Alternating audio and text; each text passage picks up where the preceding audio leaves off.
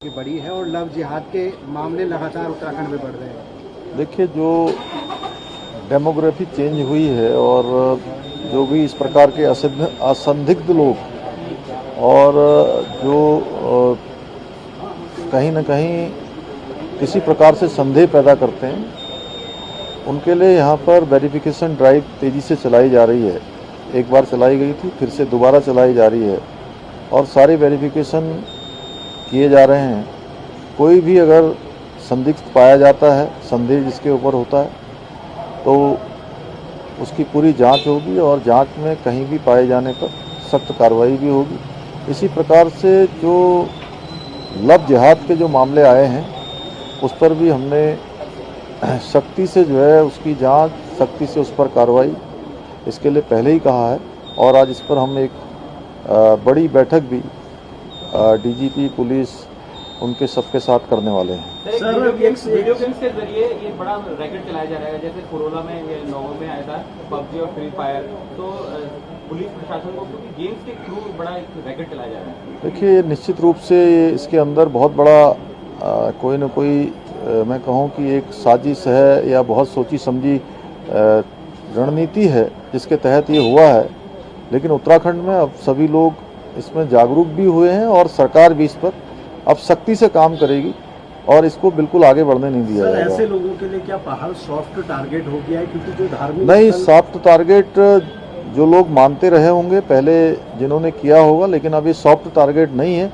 अब यहाँ पर हर प्रकार से जांच से गुजरना होगा और सख्त कार्रवाई को भी उसका भी सामना करना होगा। सर, बागेश्वर उपचुनाव को लेकर कुछ मंथन हुआ है अभी तक? कब तक चुनाव की? नहीं, देखिए, वो चुनाव आयोग जब भी चुनाव की तिथि घोषित करेगा तो हम तैयार हैं चुनाव में जाने के लिए। नदियों के किनारे से भी अतिक्रमण हटा रहे हैं सर। 125 एकड़ से ज्यादा लैंड फ्री हो चुकी है और वहां पर भी देखा गया जो मजदूर आते थे वो शेल्टर बना के जमीनें बेचने भी लग गए हैं। देखिए, ये अतिक्रमण बहुत गंभीर विषय है और इस पर कुछ लोगों ने भ्रम फैलाने की भी कोशिश की है। हमने बार बार ये बात कही है कि जो लोग लंबे समय से 50 सालों से 100 सालों से जो काबिज हैं, पुरानी जो बसावटें हैं या गोठ हैं, खत्ते हैं, वन भूमि पर लंबे समय से काबिज हैं, उनको हमने कहा है कि उनका नियमितीकरण करने के लिए, उनको नियमित करने के लिए, उनका पक्का करने के लिए हमने कैबिनेट की एक सब कमेटी बनाई है। लेकिन जिनके कारण से ये सब डेमोग्राफिक चेंज हुआ है, जिससे कारण से कानून व्यवस्था की स्थिति खराब हुई है और सरकारी भूमि पर जिन्होंने प्रतीक स्थल के नाम पर ज़मीनों को कब्जाने का जो एक खेल शुरू किया हुआ है, वो नहीं चलेगा। और उसके लिए हमने पहले भी कहा कि जो लोग इस प्रकार की चीज़ों को जिन्होंने किया है वो स्वतः ही उसको समाप्त कर लें, अन्यथा हम जो है प्रशासन जो है विधिक रूप से उन पर कार्रवाई जो चल रही है वो चलती रहेगी। धन्यवाद। ठीक है सर, बड़ी लोगों की बड़ी है और लव जिहाद के मामले लगातार उत्तराखंड में बढ़ रहे हैं। देखिए, जो डेमोग्राफी चेंज हुई है और जो भी इस प्रकार के असंदिग्ध लोग और जो कहीं न कहीं किसी प्रकार से संदेह पैदा करते हैं, उनके लिए यहाँ पर वेरिफिकेशन ड्राइव तेज़ी से चलाई जा रही है। एक बार चलाई गई थी, फिर से दोबारा चलाई जा रही है और सारे वेरिफिकेशन किए जा रहे हैं। कोई भी अगर संदिग्ध पाया जाता है, संदेह जिसके ऊपर होता है, तो उसकी पूरी जांच होगी और जांच में कहीं भी पाए जाने पर सख्त कार्रवाई भी होगी। इसी प्रकार से जो लव जिहाद के जो मामले आए हैं, उस पर भी हमने सख्ती से जो है उसकी जांच, सख्ती से उस पर कार्रवाई इसके लिए पहले ही कहा है और आज इस पर हम एक बड़ी बैठक भी डीजीपी पुलिस उनके सबके साथ करने वाले हैं। सर, वीडियो गेम्स के जरिए ये बड़ा रैकेट चलाया जा रहा है, जैसे कोरोना में या नोवो में आया था पबजी और फ्री फायर, तो पुलिस प्रशासन को क्योंकि गेम्स के थ्रू बड़ा एक रैकेट चलाया जा रहा है।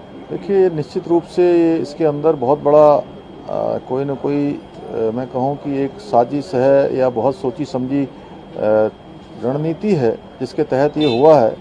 लेकिन उत्तराखंड में अब सभी लोग इसमें जागरूक भी हुए हैं और सरकार भी इस पर अब सख्ती से काम करेगी और इसको बिल्कुल आगे बढ़ने नहीं दिया जाएगा। ऐसे लोगों के लिए क्या पहाड़ सॉफ्ट टारगेट हो गया है, क्योंकि जो धार्मिक नहीं, सॉफ्ट टारगेट जो लोग मानते रहे होंगे पहले जिन्होंने किया होगा, लेकिन अब ये सॉफ्ट टारगेट नहीं है। अब यहाँ पर हर प्रकार से जांच से गुजरना होगा और सख्त कार्रवाई को भी उसका भी सामना करना होगा। सर, बागेश्वर उपचुनाव को लेकर कुछ मंथन हुआ है अभी तक? कब तक चुनाव की? नहीं, देखिए, वो चुनाव आयोग जब भी चुनाव की तिथि घोषित करेगा तो हम तैयार हैं चुनाव में जाने के लिए। नदियों के किनारे से भी अतिक्रमण हटा रहे हैं सर। 125 एकड़ से ज्यादा लैंड फ्री हो चुकी है और वहां पर भी देखा गया जो मजदूर आते थे वो शेल्टर बना के जमीनें बेचने भी लग गए हैं। देखिए, ये अतिक्रमण बहुत गंभीर विषय है और इस पर कुछ लोगों ने भ्रम फैलाने की भी कोशिश की है। हमने बार बार ये बात कही है कि जो लोग लंबे समय से 50 सालों से 100 सालों से जो काबिज हैं, पुरानी जो बसावटें हैं या गोठ हैं, खत्ते हैं, वन भूमि पर लंबे समय से काबिज हैं, उनको हमने कहा है कि उनका नियमितीकरण करने के लिए, उनको नियमित करने के लिए, उनका पक्का करने के लिए हमने कैबिनेट की एक सब कमेटी बनाई है। लेकिन जिनके कारण से ये सब डेमोग्राफिक चेंज हुआ है, जिससे कारण से कानून व्यवस्था की स्थिति खराब हुई है और सरकारी भूमि पर जिन्होंने प्रतीक स्थल के नाम पर जमीनों को कब्जाने का जो एक खेल शुरू किया हुआ है वो नहीं चलेगा। और उसके लिए हमने पहले भी कहा कि जो लोग इस प्रकार की चीज़ों को जिन्होंने किया है वो स्वतः ही उसको समाप्त कर लें, अन्यथा हम जो है प्रशासन जो है विधिक रूप से उन पर कार्रवाई जो चल रही है वो चलती रहेगी। धन्यवाद।